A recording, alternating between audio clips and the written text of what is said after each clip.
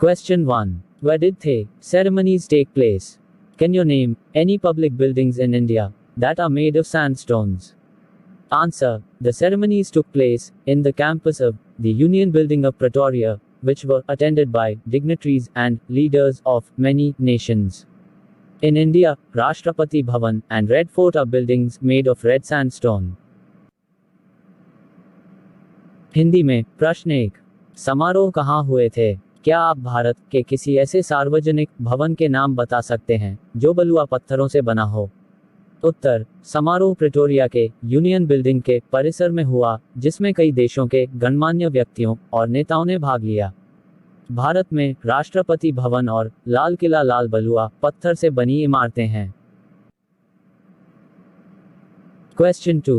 Can you say how the 10th of May is an autumn day in South Africa? Answer. As South Africa is in the southern hemisphere, May falls in the autumn season. Thus, the 10th of May is an autumn day.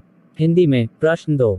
क्या आप बता सकते हैं कि 10 मई दक्षिण Africa में किस प्रकार शरद ऋतु का दिन है? उत्तर. जैसा कि दक्षिण अफ्रीका दक्षिणी गोलार्ध में है, पतझड़ के मौसम में गिर सकता है. इस प्रकार 10 मई एक शरद ऋतु दिवस है.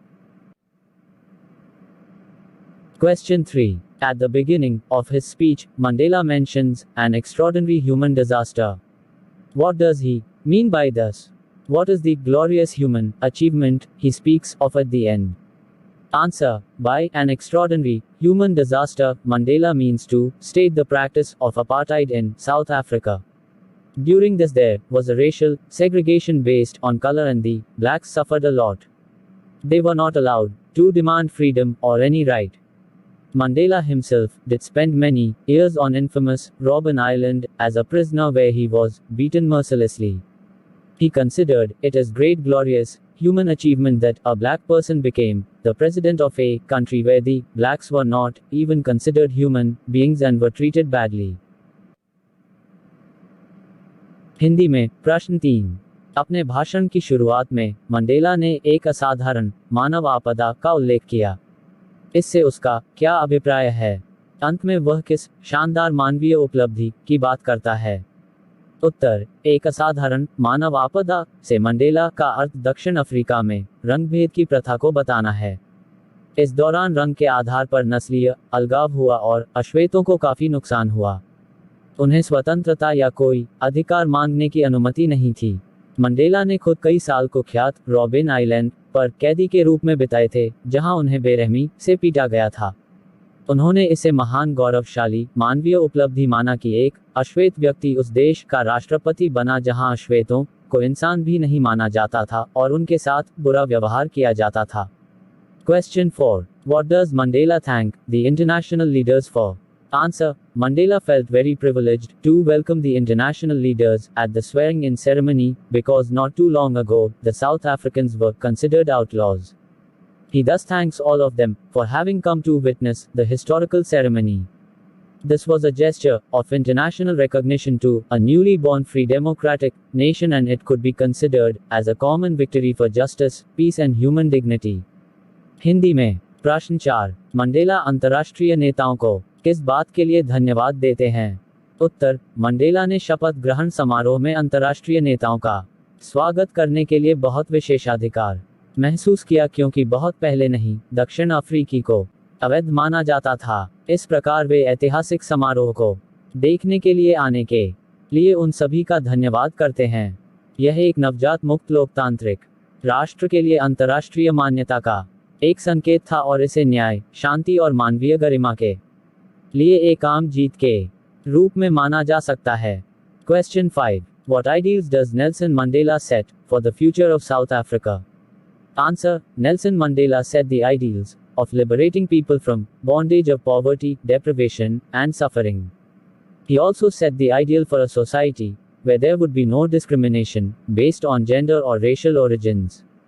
हिंदी में प्रश्न 5. नेल्सन मंडेला ने दक्षिण अफ्रीका के भविष्य के लिए क्या आदर्श निर्धारित किए हैं? उत्तर. नेल्सन मंडेला ने लोगों को गरीबी, अभाव और पीड़ा के बंधन से मुक्त करने के आदर्श स्थापित किए. उन्होंने ऐसे समाज के लिए आदर्श भी स्थापित किया जहां लिंग या नस्लीय मूल के आधार पर कोई भेदभाव नहीं होगा. Page 21, question 1. What did the military generals do? How did their attitude change and why? Answer. The highest military generals of South African Defense Force saluted Mandela and pledged their loyalty, which was of great significance, as during apartheid era they would have arrested him. The change in their attitude was because of struggle and sacrifices put in by many heroes of South Africa. The struggle not only ensured the freedom of a nation struggling with apartheid, but brought a change in mindsets of many. He believed that love can also be taught, and human being is naturally inclined towards love rather than hate. Hindi में पृष्ठ 21 प्रश्न 1. सेना के जनरलों ने क्या किया? उनका रवैया कैसे बदला और क्यों? उत्तर. दक्षिण अफ्रीकी रक्षा बल के सर्वोच्च सैन्य जनरलों ने मंडेला को सलाम किया और अपनी वफादारी का वादा किया, जो कि रंगभेद के युग के दौरान बहुत महत्वपूर्ण था क्योंकि उन्होंने उन्हें गिरफ्तार कर लिया होता। उनके रवैये में बदलाव दक्षिण अफ्रीका के कई नायकों द्वारा किए गए संघर्ष और बलिदान के कारण हुआ। इस संघर्ष ने न केवल रंगभेद से जूझ रहे राष्ट्र की स्वतंत्रता सुनिश्चित की, बल्कि कई लोगों की मानसिकता में भी बदलाव लाया। उनका मानना कि प्यार को भी सिखाया जा सकता है और इंसान का झुकाव स्वाभाविक रूप से नफरत के बजाय प्यार की ओर होता है। Question 2. Why were two national anthems sung? Answer. One, the auspicious occasion of the inauguration, two national anthems, one by the whites and the other by the blacks, symbolizing the equality of the blacks and the whites, were sung. Hindi में प्रश्न 2. दो राष्ट्रगान क्यों गाए गए? उत्तर. एक उद्घाटन के शुभ अवसर पर दो राष्ट्रगान गाए गए, एक गोरों द्वारा और दूसरा अश्वेतों द्वारा, अश्वेतों और गोरों की समानता का प्रतीक। प्रिय छात्रों, आज के लिए इतना ही काफी है। भाग 2 में अगले प्रश्नों पर चर्चा करेंगे। अब कृपया अगले अपडेट के लिए हमारे चैनल TSF 72 को सब्सक्राइब करें और दूसरों की मदद करने के लिए वीडियो को शेयर करें और कृपया विवरण बॉक्स में प्रश्न का उत्तर खोजें। Thanks for watching. Bye bye and have a nice